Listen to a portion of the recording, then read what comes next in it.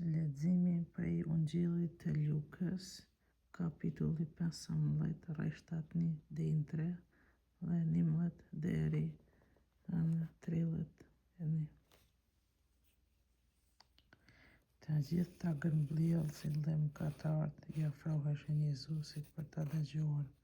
Farisejt e skribët në nëkatnin, ky i pranon mëkatarët, thoshin, dhe po ha me ta. Atëherë Jezusi u tregoi këtë shembull tyre.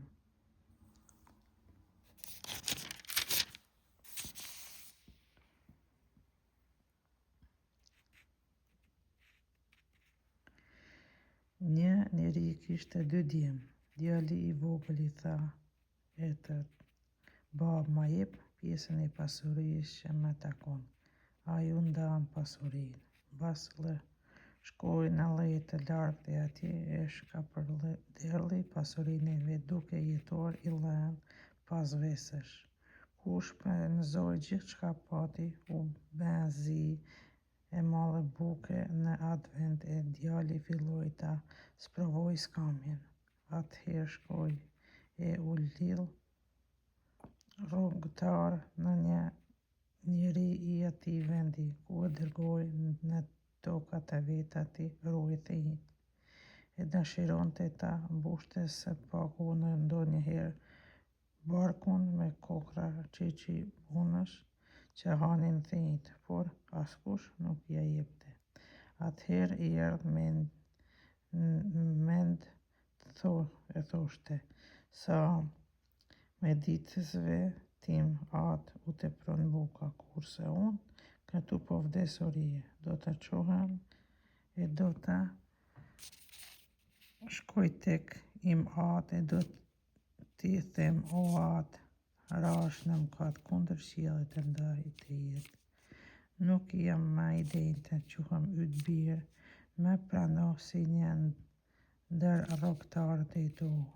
U çu dhe mori rrugën të kthehet tek ai. Ndërsa ende ishte larg, i ati e pa e ngashëryer, ula shua vrap e mori në gryk dhe e puthi. Atëherë i biri i tha: "O atë, rash në mëkat kundër qiellit të ndarit të jetë. Nuk jam më i denjtë të quhem yt birë." Por i ati i tha shërbëtorëve të vet: "Sillni shpejt petkat më të mira e veshnini, vinin unazën në dorë e sandalet në këmbë.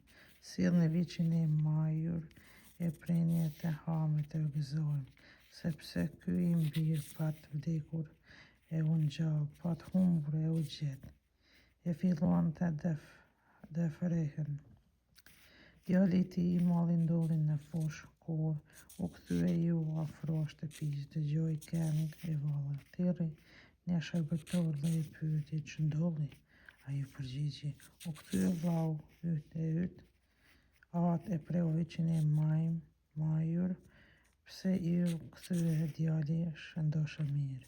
Ai u zemërua dhe nuk dishte të hyjë brenda. I ati doli jashtë dhe i u lut. Atëherë ai i tha etët që se unë të shërbej tash saku e kur nuk e shkela asnjë urdhër tënd, e ti kur s'më le asnjë ell të goditem me miqtë e mi. Por kur të erdhi ky djali yt, që prishi pasurinë tënde me lavire, ti ja preve viçin e majtur." "Biroj," tha atit, "ti je gjithmonë me mua, e gjithçka kam është jotja.